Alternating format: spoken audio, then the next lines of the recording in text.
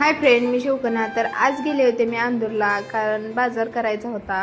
आणि मम्मी गेली होती आदूला सोडायला आणि मला सांगितली होती बाजार करायला. माझ्यासोबत कोण नव्हतं म्हणून प्रतीक्षाला फोन लावले, तर तिनं पण अंदूरमध्येच होती. मग काय तिला दवाखान्यातून उचललं, ती काय येतच नव्हती. तिला जरा लाडीगोडी लावली आणि मग मी आले. मग आल्याच्या नंतर ना प्रतीक्षाचं चालू होतं की लवकर चल म्हणून. तिला फिरू वाटत नव्हतं, जरा तिनं आजारी होती म्हणून. तरी पण तिला बाजारात मी घेऊनच फिरत होते. आणि तिचं म्हणणं होतं की मी मिरची खाऊन बघितल्याशिवाय अजिबात घ्यायचं नाही. मग मी म्हणले की तूच खाऊन बघ. नंतर ना माळवई घ्यायचं चालू होतं इकडं माझं, आणि हिचं नुसतं व्हिडिओ काढायचं, स्नॅप काढायचं चालू होतं. कुठं जाईल तिथे नुसतं प्रतीक्षाचं नुसतं स्नॅपच असते. मग नंतर ना घरी यायच्या टायमाला रस्त्याला असं हे दुकान दिसलं. मग तिथे मी चमचे बघत होते, पण चमचे काय एवढं महाग सांगितलं म्हणून ती काय घेतले नाही ती.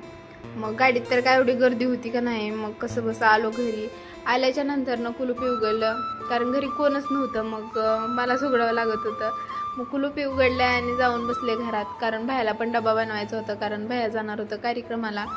तर असा होता माझा आजचा दिवस. तर चला आता भेटूया आपण पुढच्या ब्लॉगमध्ये. बाय.